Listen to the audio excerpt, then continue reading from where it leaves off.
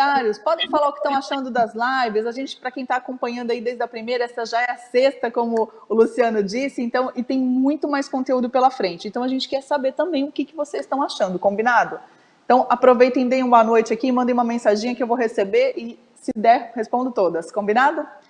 Antes da gente iniciar, vamos ver aí como é que funciona a Bionat, essa empresa tão importante? Vamos rodar o vídeo. Na natureza existe muita vida.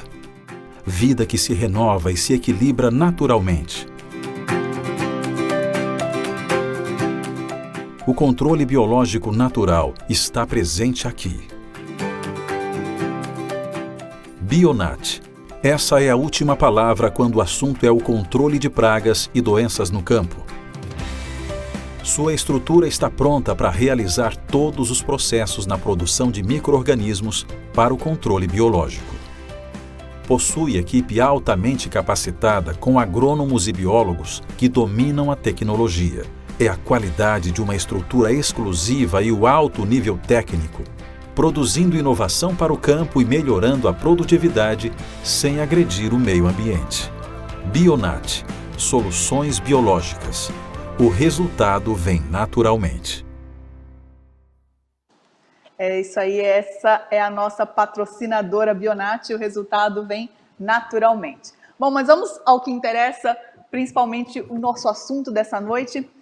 A nossa convidada vai passar informações muito importantes, como eu disse aí, sobre o Bacillus thuringiensis. E nós temos, claro, a honra de apresentá-la para vocês. Ela é pesquisadora da Embrapa Recursos Genéticos e Biotecnologia, é graduada em Ciências Biológicas pela Universidade de Brasília, fez doutorado em Agronomia na Escola Nacional de Agronomia de Montpellier, na França, e pós-doutorado na Universidade de Cardiff, que fica lá no Reino Unido. Coordena o grupo de pesquisas em controle biológico e a plataforma de criação de insetos. É membro do comitê gestor do portfólio de controle biológico da Embrapa, professora associada da pós-graduação da Agronomia na Universidade de Brasília e membro suplente do Conselho Superior da Fundação de Apoio à Pesquisa do Distrito Federal. Olha que currículo extenso, hein? Tem experiência na área de microbiologia com ênfase em bacterologia e atua principalmente com controle biológico, produtos biológicos à base de Bacillus thuringiensis. Então, com vocês, recebam, por favor, a doutora Rose Monerá. Boa noite, doutora. Boa noite, muito obrigada pelo convite, é uma grande honra para mim estar fazendo essa apresentação para vocês hoje, e eu espero que no final dessa apresentação vocês possam entender e gostar tanto dessa bactéria que nem eu gosto, porque ela faz muita coisa legal para a gente, né, para o meio ambiente e para o controle de pragas. Obrigada. Que ótimo, doutora, a palavra é toda sua, fica à vontade então. Muito obrigada.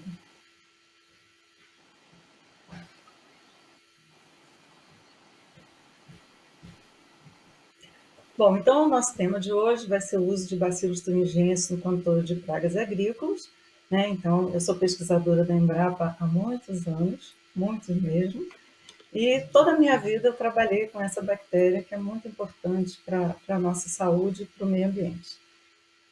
Então, vamos lá. Bacillus thuringiensis é uma bactéria que causa doenças em alguns organismos. Então, ele foi descoberto no ano de 1901, e até 1960, a gente achava que só matava insetos da ordem Lepidoptera, ou seja, lagartas.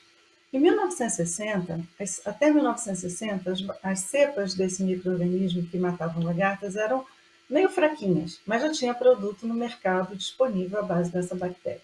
Mas em 1960 foi isolada uma super cepa, que é usada até hoje, que é chamada HD1, e até hoje a gente tem produto no mercado com a base dessa cepa de Bacillus thuringiensis.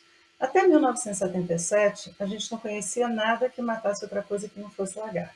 Mas em 1977, nós descobrimos que haviam cepas dessa bactéria que também matavam larvas de mosquito, como, por exemplo, Aedes aegypti. Depois, em 1983, foi descoberto que elas também matavam larvas de insetos da ordem Coleóptera, que são aqueles besouros. E hoje, por conta dessa grande variabilidade de todas essas coisas que o Bacillus thuringiensis controla, a gente tem estimado que mais ou menos 50 mil tipos dessa bactéria são conhecidos. vocês terem uma ideia, estirpes que a gente fala são raças diferentes, são indivíduos diferentes, e cada um tem uma determinada característica.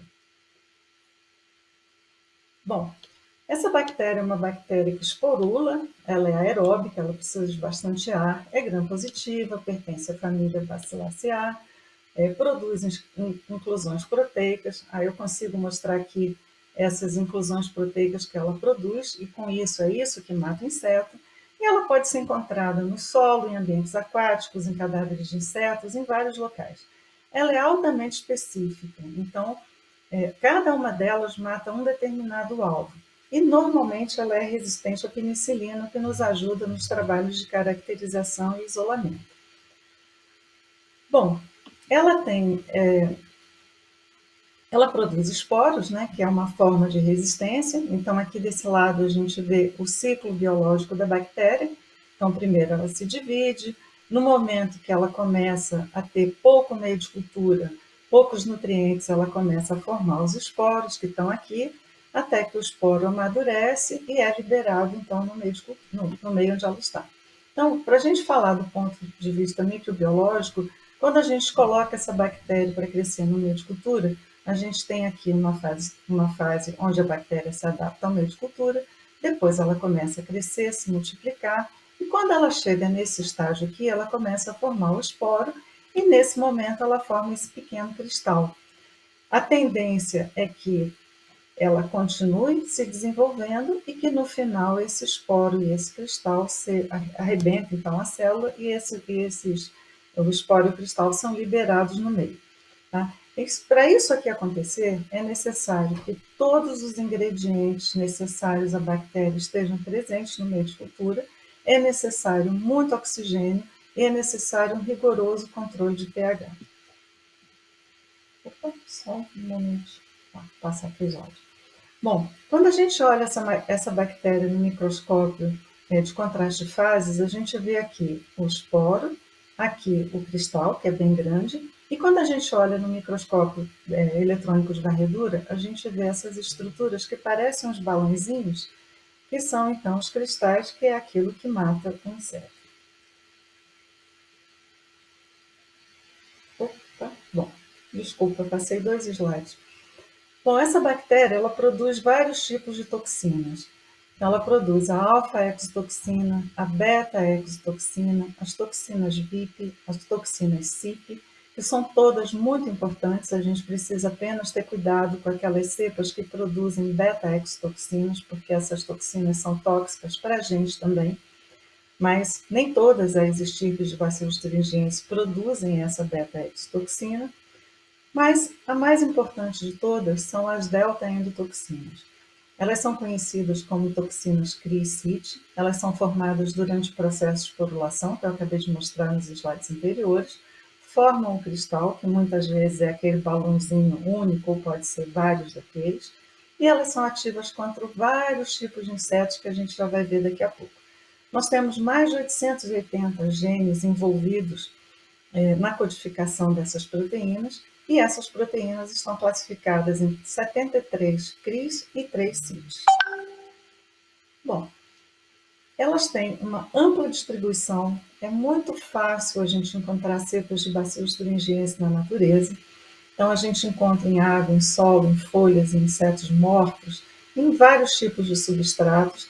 Elas não causam epizootias, então não é normal, quer dizer, isso não acontece nunca.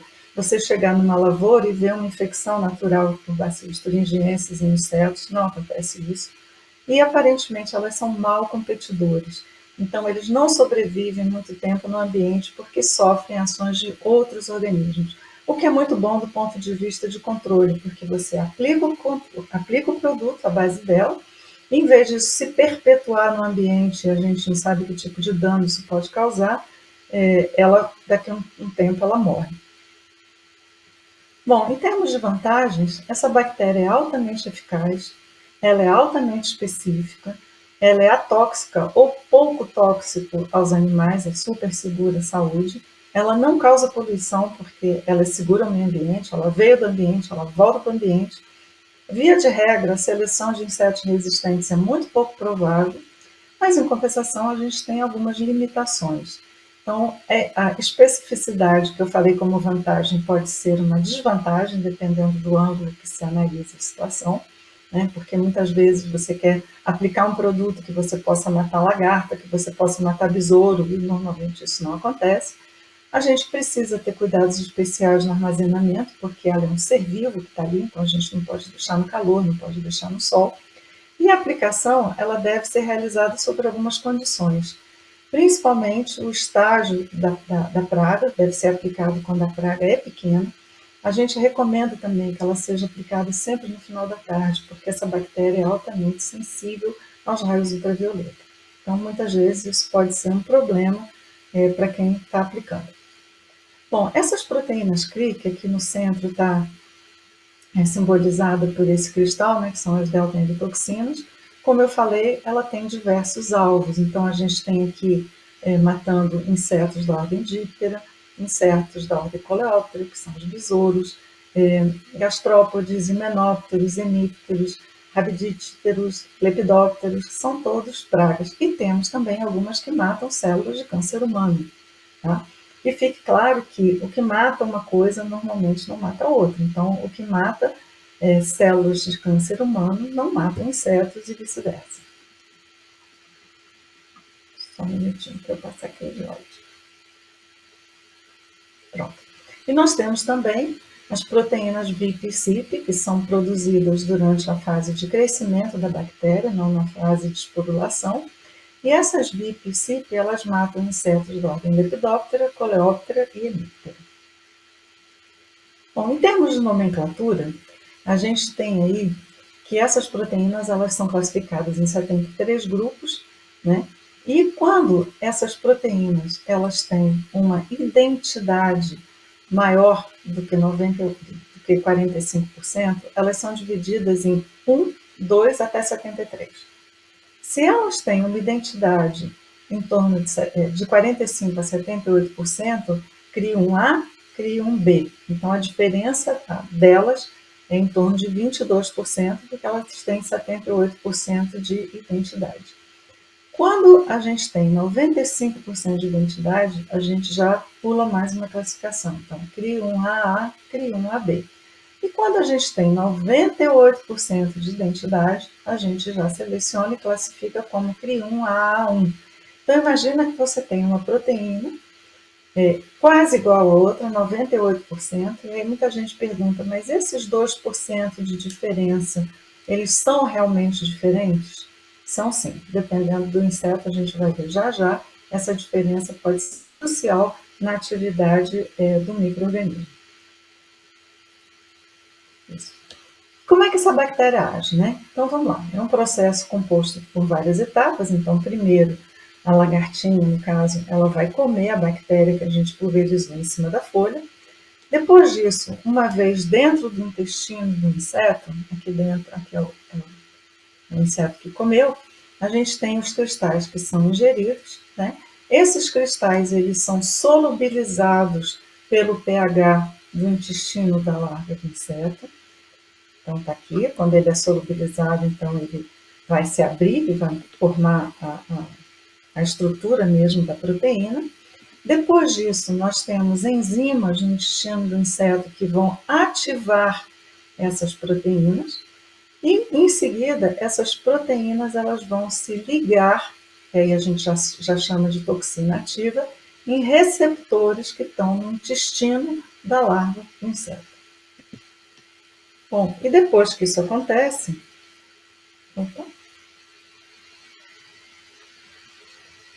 depois que isso acontece, então, existe a formação de um poro, então essa toxina ela vai formar um monômero que vai penetrar no intestino do inseto. Depois disso, vários monômeros vão se juntar e vão formar um oligômero, e com isso vai fazer um poro que vai fazer com que a célula fique desbalanceada osmoticamente, e aí a larva vai passar mal. Em muitos casos a gente vê ela vomitando, ela tendo diarreia, e depois disso ela acaba morrendo. Bom, eu gosto muito de mostrar esse slide aqui, porque a gente tem uma célula do epitélio do intestino do inseto, né? E quando você aplica a bactéria e ela começa a ter todos esses efeitos, essas células aqui da microvilosidade, elas têm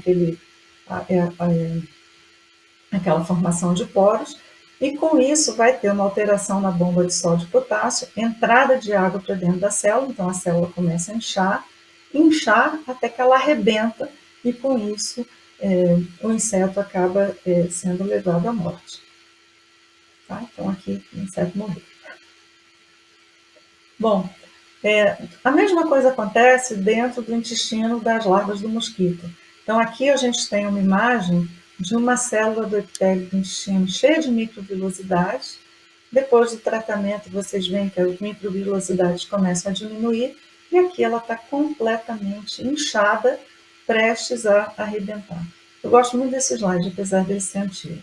Bom, e o que acontece que é importante? Dentro do intestino do inseto, a gente tem diferentes receptores, que são aqueles compostos que vão ser aderidos à toxina. Então, a toxina vai chegar e vai se ligar nesses receptores. Então, existem vários tipos descritos, eu coloquei aqui só 4 deles, mas existe muito mais do que isso, e cada inseto tem um receptor diferente. Então, cada inseto vai responder de uma forma diferente. Bom, eu mostrei até aqui, né, todo esse processo que a toxina ela precisa ser ativada, a protoxina é ativada, então ela vira toxina, mas recentemente foi demonstrado que não só a toxina ativada se liga no receptor, mas a protoxina também se liga ao receptor. Então, cada vez que você tem um cristal desse, né, que eu mostrei antes, você vai ter uma parte dele que vai se integrar diretamente na membrana do intestino do inseto e você vai ter outra parte que vai ser solubilizado, ativado e também vai ser integrado ali naquela membrana. Então, na verdade, quando a gente fala de uma toxina vinda de um bioinseticida, a gente tem a ação da protoxina e da toxina, que é diferente na planta BT, que a gente só tem a ação da toxina. Agora sim. Bom, e aí o que acontece? Devido a todas essas interações, aos receptores serem diferentes, a gente tem uma resposta diferente de cada inseto frente a determinadas toxinas. Então, eu trouxe aqui o exemplo da Spodoptera cosmioides, eridane e frugiperda, onde vocês veem aqui que a Crium a resposta da cosmioides e da frugiperda é parecida, mas a resposta da eridane é bem diferente. Isso aqui é a dose letal que mata 50% dos insetos. A mesma coisa acontece com a Crium AB, tá? É semelhante na Crium AC, se a gente olhar aqui os intervalos de confiança, e diferente também na CRI2A. Então, isso foi um trabalho que a gente publicou em 2009, e quando a gente publicou esse trabalho, a gente falou, olha, tem que ter cuidado com essa questão da suscetibilidade, não podemos achar que um produto vai resolver tudo, porque cada inseto responde de uma forma diferente. Bom,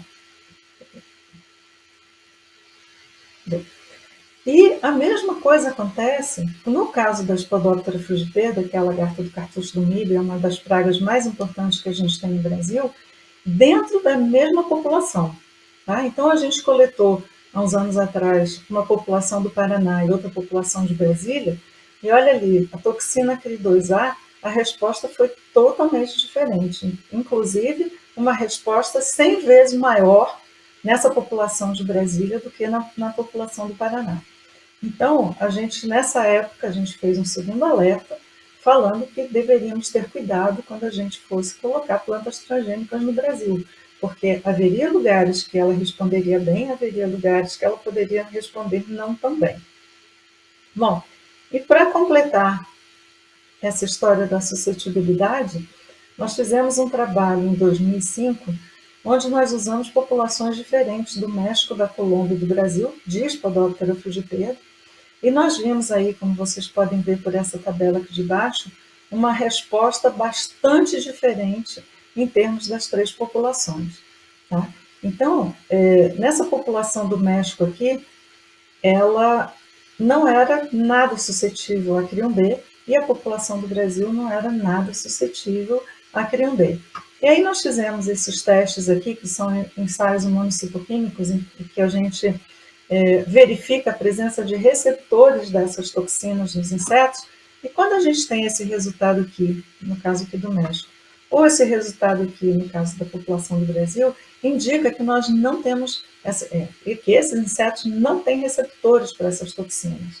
Então, o mesmo inseto, né, a mesma espécie, com comportamentos bastante diferentes. Bom, por conta dessa grande variabilidade genética, né, e dessa riqueza dentro do Bacillus thuringiensis, a gente tem várias coleções espalhadas no mundo. A gente não pode deixar de mencionar a coleção do Instituto Pasteur, lá de Paris, a coleção da USDA, também dos Estados Unidos. A gente tem aqui no Brasil uma coleção importante na Fundação Oswaldo Cruz, na Universidade Estadual de Londrina, na Embrapa Milho e Sorgo, e nós lá na Embrapa Recursos Genéticos e Biotecnologia. Bom, e para que existem essas coleções? Para a gente ter novas estirpes, para com isso fazer novos biopesticidas, para a gente ter novos genes para inserir em plantas, para a gente trabalhar com bacteriocinas, com promotores de crescimento, estudar as interações toxina, inseto, planta, e recentemente a gente descobriu também que essa bactéria ela pode ser usada de forma sistêmica. Então, é uma história nova que a gente está abrindo aí no mundo da utilização dessa bactéria. E como é que a gente pode usar essa bactéria? Então, vamos lá. A gente pode usar em saúde pública, a gente pode usar na agronomia, pode usar no veterinário, e também a gente tem a utilização humana. Então, vamos lá. Quando a gente fala em bioinseticidas, a gente pode usar a cepa nativa ou a gente pode usar as cepas modificadas, que a gente pode melhorar geneticamente ou a gente pode transformar. E a gente pode também usar os genes dessa bactéria em plantas transgênicas. Bom, então para a saúde pública, o que a gente pode usar? Nós podemos usar para matar larvas do Culex, do Anopheles, do Aedes aegypti e do Simulidium, né? E eles são o quê? Eles são vetores de malária, de filarioses, de dengue, de febre amarela, de oncocercoses. Então, essas bactérias são altamente promissoras para matar esses insetos. Um dos trabalhos que nós fizemos há muitos anos atrás foi o desenvolvimento do produto Beteoros, e em 2007 ele ganhou o prêmio FINEP de Inovação Tecnológica aqui na região Centro-Oeste, que a gente ficou muito feliz por esse prêmio, e é um produto extremamente eficaz no controle de larvas de Aedes aegypti. E ele também controla bastante larvas de borrachudo. Então, nesse gráfico aqui, a gente dividiu um rio que tinha na fazenda da Embrapa em duas partes, aplicamos o produto da metade para baixo, não aplicamos da metade para cima, e aqui dá para vocês verem que onde não foi tratado, a gente teve mais de 500 larvas por metro quadrado, e quando a gente tratou, a gente teve um controle quase de 100%. Nós tivemos que acabar com esse trabalho no 21º dia, porque justamente onde nós estávamos fazendo o controle era perto da administração da fazenda, e o pessoal queria matar a gente, porque controlou na fazenda toda e menos perto lá da administração. Bom, depois também a gente pode usar algumas cepas dessa bactéria para controlar lagartas, que são insetos da ordem Lepidoptera. E aqui a gente tem vários exemplos de lagartas que podem ser controladas. Então, no caso, o Protelostulus, que é a traça das crucíferas, Anticarcia gematalis, que é a lagarta da soja, Spodoptera frugipeda, que é a lagarta do cartucho do milho, que come algodão, que come milho, que come tudo que vê pela frente. Temos também a Diatrecia caralis, que é um outro inseto muito importante, praga da cana-de-açúcar. Temos também a Helicover parmígera, temos também a Chrysodeix includens, que também é uma praga muito importante da soja. Bom, em termos de insetos também, temos algumas outras cepas, né, que controlam larvas de insetos da ordem Coleóptera. Aqui, como exemplo, a gente tem o bicudo do algodoeiro, que é um Antonomus grande, e os fenóforos leves, que é uma praga importantíssima da cana-de-açúcar. Bom, no caso do bicudo do algodoeiro, até hoje nós não conseguimos fazer um produto que atinja a larva, porque a larva fica dentro do botão floral do algodão.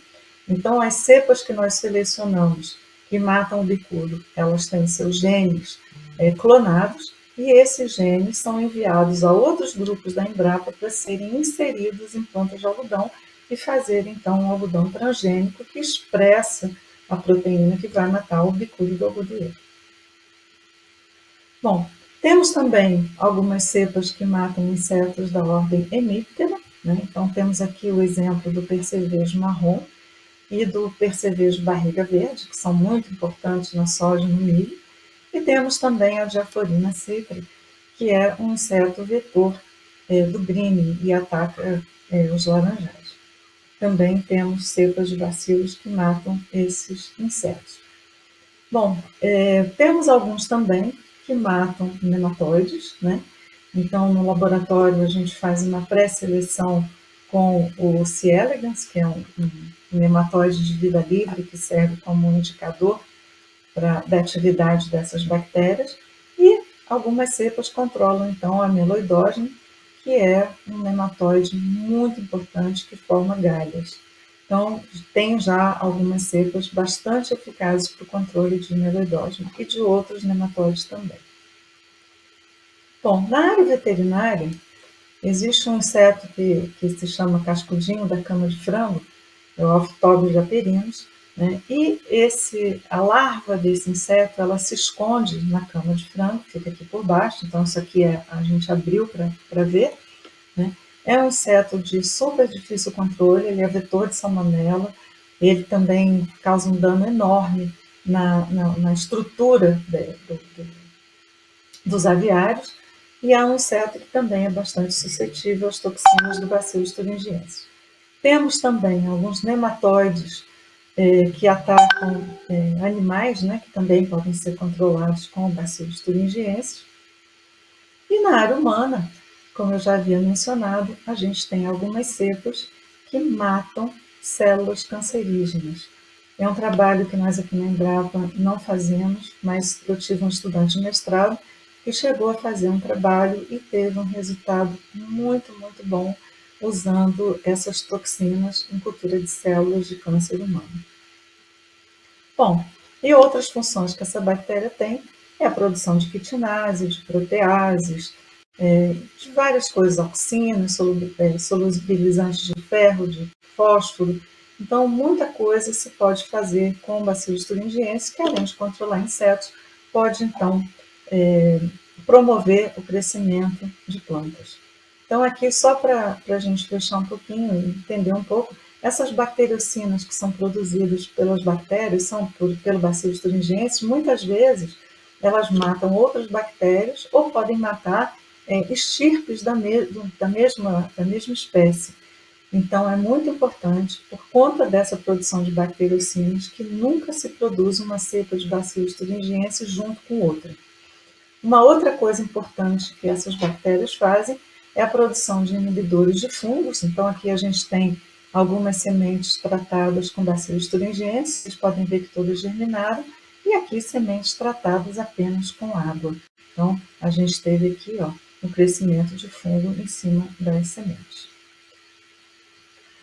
Bom, em termos de plantas transgênicas, existem várias hoje no mundo, né, que estão essas toxinas Bt.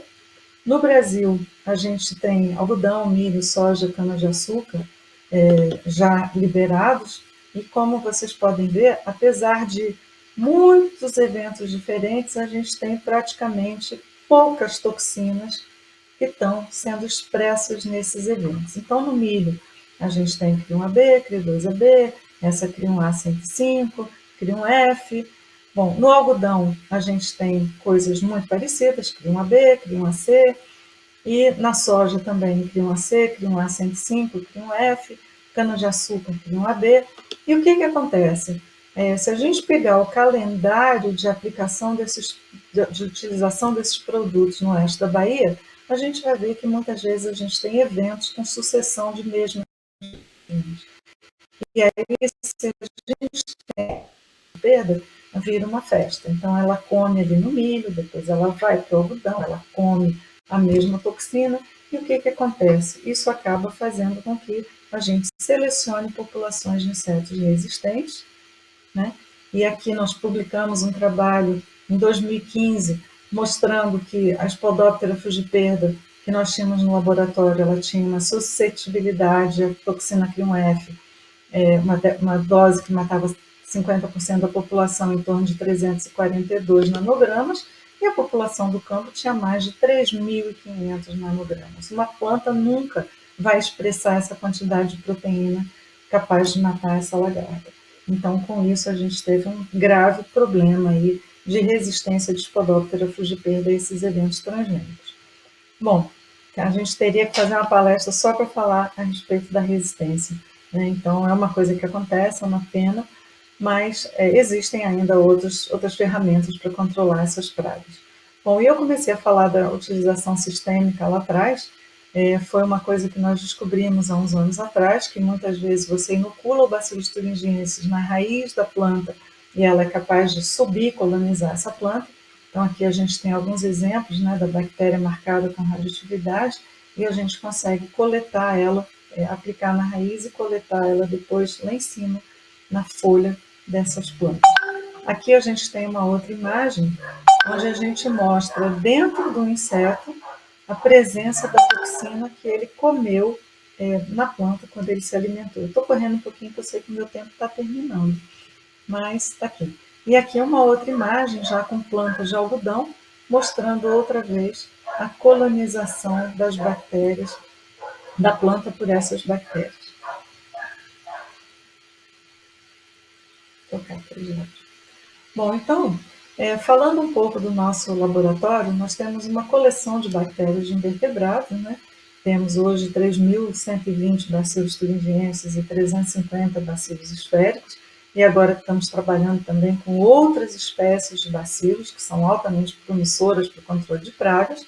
E o nosso trabalho consiste basicamente em, primeiramente, pegar uma cepa nova, fazer um teste mata no mata contra os nossos alvos. Então, a gente tem aqui Helicoverpa, Chrysodex, Spodoptera, né? Tudo isso a gente cria no laboratório, e aí a gente determina a porcentagem de mortalidade que aquele material foi capaz de causar, né? Então, está ali.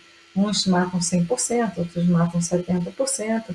Bom, e aí depois, aqueles que matam 100%, a gente vai fazer o ensaio de dose para determinar qual é a dose desculpa, que mata aquele inseto. Então, quanto menor a dose, mais tóxica é a nossa cepa.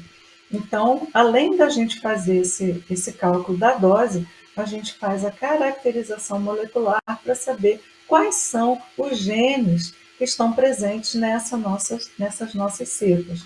Então, por exemplo, aqui nessa cepa aqui, número D, a gente tem vários genes diferentes, e praticamente todos eles são expressos, e muitos deles agem de forma sinérgica para matar aquela praga. Então, dependendo da expressão deles, quanto mais genes a gente tiver, mais toxinas diferentes a gente vai ter também. Bom, e nós fazemos também estudos para ver a contribuição de cada toxina isolada na mortalidade.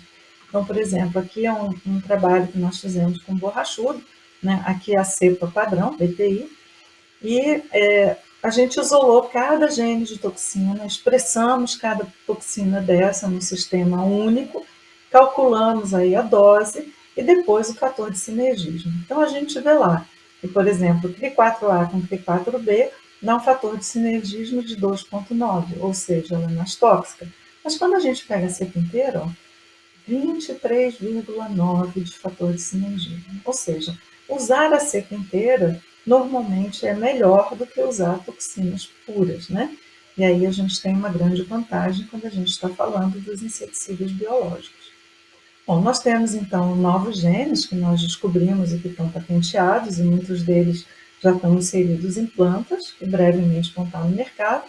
E nós fazemos também o desenvolvimento de produtos em parcerias com algumas empresas. Então, a gente faz a seleção do micro-organismo, que é aquilo que eu mostrei, a gente desenvolve um meio de cultivo, um processo fermentativo para produção em grande escala desse material, trabalhamos também com algumas formulações e também fazemos, depois disso, todo o controle de qualidade. Inclusive, esse manual que a gente editou agora, que a gente lançou agora em maio, ele contém todas essas informações de produção, controle de qualidade, está disponível aí, né, nesse endereço para todo mundo poder acessar.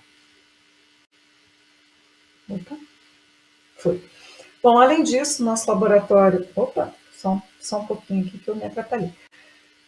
Nós fazemos o fornecimento de cepas, né? A gente tem uma cepa da especificação de referência do mapa que a gente pode ceder. Recebemos cepas para depósito, fazemos caracterização, armazenamento, controle de qualidade de bioinseticidas, determinação de eficácia, potência, estabilidade normal, acelerada, e o nosso laboratório é acreditado pelo Inmetro, né? Assegurando aí a qualidade de tudo que a gente está fazendo. Bom, então, Bacillus thuringiensis é uma bactéria que tem muitos usos, é uma ferramenta muito importante que, se bem inserida em programas de manejo, pode trazer muitos benefícios. Opa. Agradeço, então, a oportunidade de estar aqui. Foi uma honra estar participando dessa live, né? E estou à disposição aqui nesse endereço, se alguém quiser mandar alguma mensagem, trocar alguma ideia, fazer algum comentário, né? Estamos à disposição. Muito obrigada. Mandar um abraço aqui para algumas pessoas que estão nos acompanhando. Vamos ver aqui, ó, olha só. Então, Fernando Vasconcelos, Marcelo Miller, Bonifácio José Pereira Neto, João Carlos Leite do Paraná, Wilson Ruoco do Espírito Santo do Pinhal, a Maila está aí ouvindo atentamente tudo, Fernando Ferraz, bastante gente aqui, ó. Leonardo Valino falando boa noite, excelente live a todos, grande abraço, um abraço para você também, Leonardo. E excelente conteúdo, olha só que bacana. Então, já que mandei um abraço aí para um monte de gente que está nos acompanhando, vamos começar com algumas perguntas, então? Eu sei que Luciano tem uma perguntinha preparada aí, não é isso? Se deixasse um tempão aqui, a gente ficava a noite inteira conversando. Muito parabéns, doutora Rose. Como sempre, uma brilhante explanação para a gente, muito enriquecedora, né, suas informações. É uma curiosidade assim mais prática, doutora. Na aplicação no campo, lá o produtor, quando ele vai aplicar, quais são os principais cuidados que eles devem ter naquele momento? O que pode ser misturado? pH de água? Como a senhora enxerga isso aí? Bom, o que a gente recomenda primeiro é que ele tenha um cuidado no armazenamento desse material, até antes de fazer a aplicação. Não comprar o produto e deixar num lugar quente demais, né? Normalmente também tem que ficar num lugar que não tenha muito sol diretamente, porque aquilo ali é um organismo vivo. E quando ele abrir o frasco, a embalagem, ele usar todo o conteúdo do frasco, para não ficar abrindo e fechando, exatamente porque é uma bactéria viva que ela pode se contaminar ou você ter problema depois. Bom, quando ele for preparar a calda, ele deve sim tentar fazer isso normalmente com um pulverizador, que ele não use outro produto químico, porque dependendo do produto pode danificar a bactéria que está ali. E a água, ela também deve ser uma água que referência com pH mais próximo da neutralidade. E quando ele for fazer a aplicação no final da tarde. Porque às vezes isso é meio complicado, porque normalmente eles preferem aplicar de manhã, mas a diferença é muito visível quando aplica no final da tarde e quando aplica de manhã. Então, lá para as 4 horas da tarde é o local ideal para o produto ser aplicado. E se ele puder, também colocar um pouco de espalhante adesivo junto com o produto na hora do preparo da calda, que ajuda bastante a bactéria a se fixar na superfície da folha.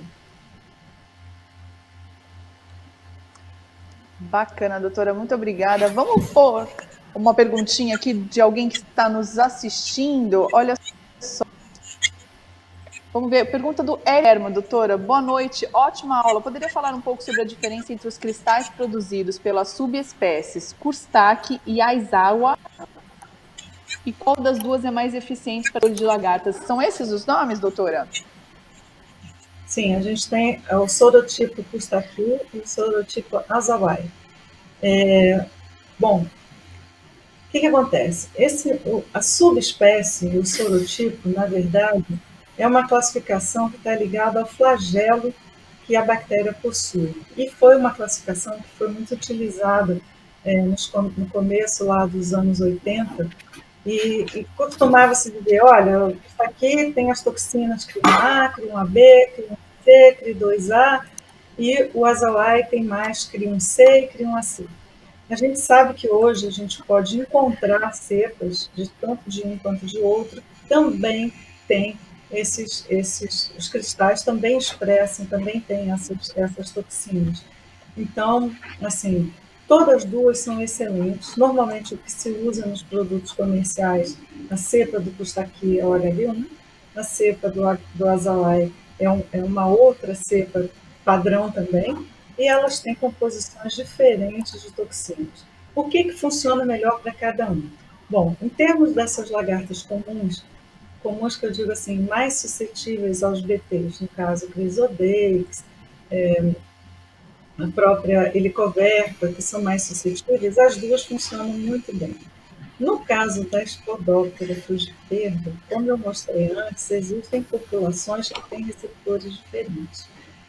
Havia um consenso, né, todo mundo falava, Custaqui não funciona para frugiperda, tem que usar o Azalai. O Azalai, em alguns momentos, é melhor para populações de Spodoptera frugiperda, dependendo do lugar, mas o Custaqui também funciona.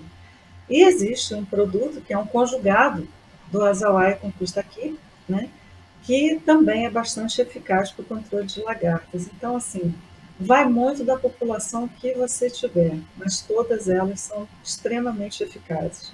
Eu posso até um dia mostrar para você todos os Custaqui que a gente tem, com várias composições de toxinas diferentes. Então, como eu falei, é um caráter que a gente procura não usar tanto, né, com o nome da subespécie por conta disso, por ser uma coisa que não está relacionada aos cristais, e sim a uma proteína que está no flagelo da bactéria. Uma dúvida que muitos produtores têm é sobre associação de bactérias. Funciona, não funciona? O que a senhora pode dizer para nós a respeito? Olha, tem duas coisas que as pessoas perguntam muito para a gente.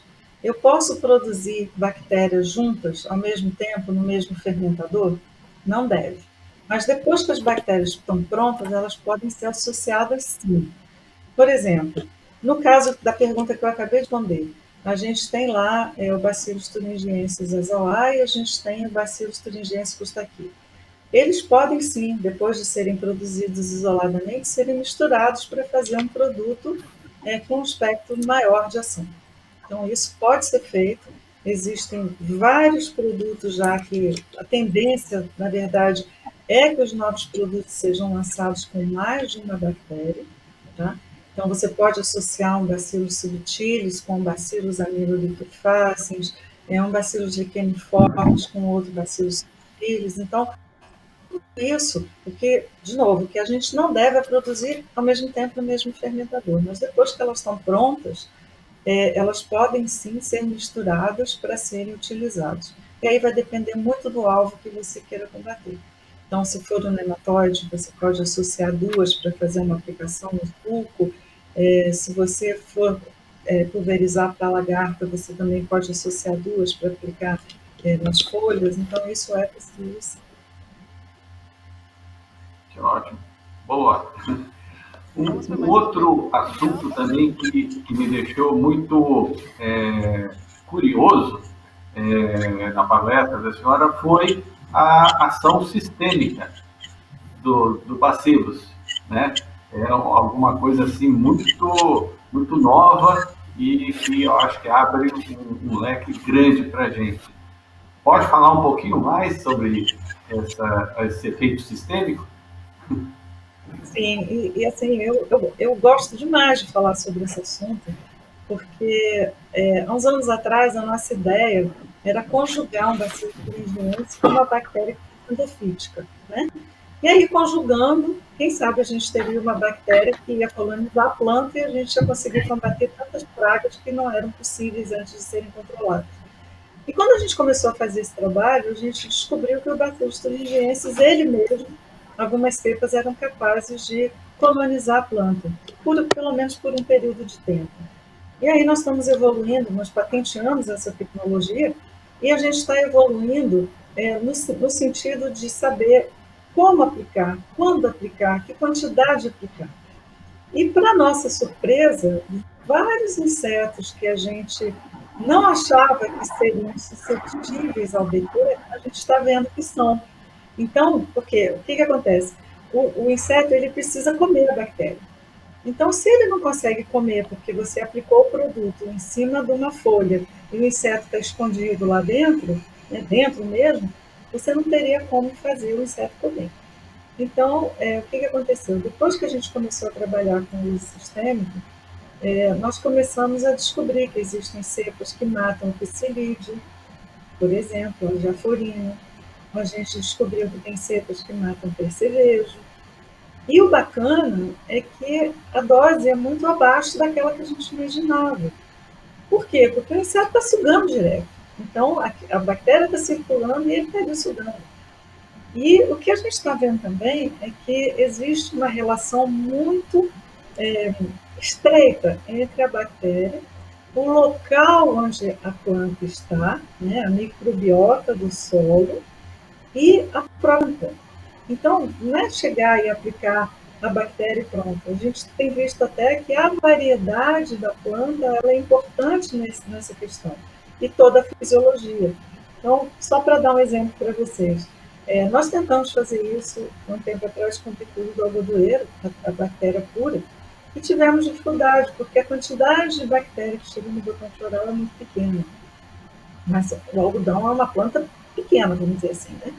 E há uns anos atrás, a gente fez um teste com mogno, né, para combater uma lagarta que come lá em cima do mogno, que é super difícil de ser controlado.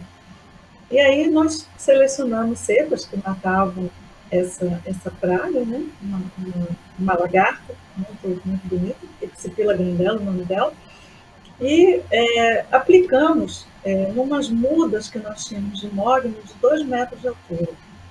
Então, nós infestamos a planta com epsipila, estava toda tatuada lá em cima, né, que era exatamente onde a gente queria combater, e aplicamos a bactéria embaixo. E nós tivemos 100% de mortalidade. 100%. Então, simplesmente o que aconteceu? Quando a gente aplicou, a fisiologia da planta faz com que aquilo seja sugado e vá direto lá para cima. Então, ela não foi para as laterais, ela foi direto lá para cima. Então, com isso, a quantidade de bactéria que foi lá para cima foi tão grande que matou a lagarta. E, assim, a gente gostaria muito de continuar trabalhando num produto, né, para controle dessa praga, mas ainda não conseguimos fazer isso, mas é uma coisa extremamente promissora, porque tem uma coisa interessante aí. O que sai caro hoje nos produtos que você aplica na folha são os protetores solares, são os adesivos que você tem que usar. E se você usa uma coisa via raiz, você não vai precisar usar todos esses componentes. Então, a gente estima que o produto vai ser um produto bem mais acessível, né, e bastante eficiente. Então, a gente está continuando a fazer trabalhos nessa linha, mas os resultados que a gente tem tido até agora com essa questão das bactérias endofíticas está sendo muito bacana. Agora a gente precisa formulá-las melhor para fazer realmente a coisa funcionar. Fantástico, muito, muito promissor mesmo, e abre um campo novo, né? Patrícia, o que os nossos amigos estão falando aí na rede?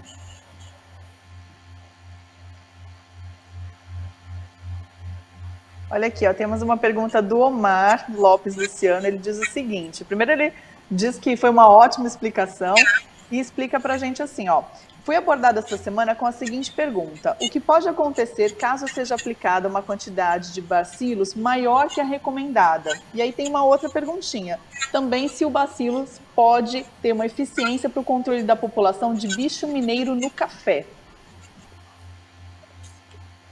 Então, existem trabalhos mostrando, sim, que tem cepas de bacilos que matam o bicho mineiro. A questão é ver como que vai aplicar essa bactéria. Então, um trabalho maior de formulações, de método de fazer você conseguir fazer chegar a bactéria na boca da larva de inseto, tá? Com relação à dose, não tem nenhum problema de aplicar uma dose maior do Bacillus thuringiensis, por exemplo, a lagarta. Se é 1 litro por hectare, a pessoa aplicar 5 litros por hectare, o que vai acontecer é que ele vai estar desperdiçando produto. Mas em termos assim ambientais, em termos de superdosagem, isso não vai acontecer porque ele vai ser rapidamente destruído pelo ambiente. A gente tem vários trabalhos aí que estão publicados, né? A gente não, existem vários trabalhos publicados que depois que você aplica o bacillus numa planta para combater uma lagarta, você não tem um efeito residual muito grande. Tá? Tipo, mais de uma semana. Aliás, em 3 dias aí você já não tem efeito praticamente nenhum. E se você aumentar a dose, você não vai aumentar esse residual, porque ele vai sofrer a ação dos raios ultravioleta, da microbiota toda que está ali, ele vai acabar sendo destruído. Então, só cuidado para não gastar produto demais. Olha só, pergunta do Eric Herman. Fez um comentário bacana, excelente resposta para minha primeira pergunta, muito obrigada. Então, com relação ao controle de bicho-furão nos citros, por quanto tempo após a aplicação esse bacillus permanece ativo no ambiente para contaminar as lagartas? Então, como eu estava falando, a gente não tem caso de epizotia, de você aplicar e depois de um tempo você vir uma nova população de praga e ele matar outra vez. Ele vai ter ali uma eficácia aí dos 3 dias e não vai passar muito disso não. Eu gostaria de tirar uma dúvida. Por que o Bacillus thuringiensis ele tem menor eficiência sobre lagartas de terceiro, quarto ou quinto Inster? Existe uma tendência Bom, a lagarta vai crescendo e com isso vai mudando as células do intestino dela. E existem trabalhos mostrando que quanto maior a lagarta menor a quantidade de receptores que vão interagir com a toxina. Tá? Então, quanto menor, normalmente, segundo o Inster, ela tem bastante receptor nas células do epitélio do intestino. Então, essa é uma das explicações de por que ela é mais suscetível. Tá? No final, quando ela chega no quarto Inster, da lagarta quarto, quinto Inster, ela já começa a se preparar para entrar na fase de pulpa. Então, as células do epitélio do intestino dela começam a mudar e esses receptores tendem a ser em uma menor quantidade. Então, por isso que as lagartas mais jovens são mais suscetíveis. Ficaram algumas perguntinhas, como sempre, a gente não consegue responder a todas, mas a gente vai encaminhar para o seu e-mail, pode ser? Claro, o maior prazer. Pode mandar que a gente responde tudo. Quer dizer, se a gente souber responder. Então tá ótimo. Que bom, que bom. Então, quero aproveitar então mandar mais um abraço aqui, para Ana Beatriz, que falou que é sempre muito proveitoso ouvir a doutora Rose. João Carlos Leite, muito bom. Gustavo Bim, parabéns por mais este evento. Rodrigo Lopes, live excelente. Muitos comentários positivos, viu, doutora? O pessoal gostou do conteúdo. Valmir Vilela, aqui do Paraná. Leonardo Valina, excelente conteúdo. Muitos comentários. O pessoal gostou mesmo da palestra. Obrigada. Nós estamos à disposição. Muito obrigada.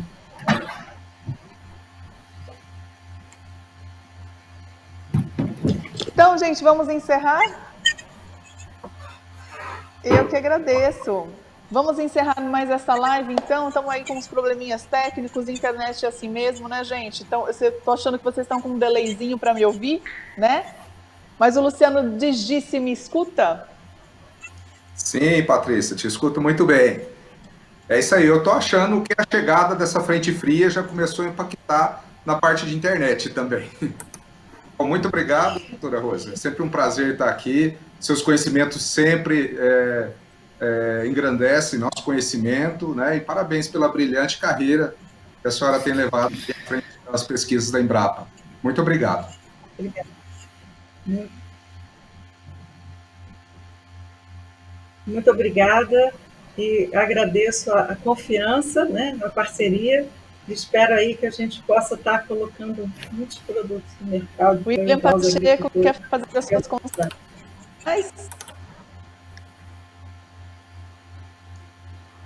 Bom, então deixa eu fazer minhas considerações, que o delay está muito grande, mas vamos lá. Professora, muito obrigada pela excelente palestra.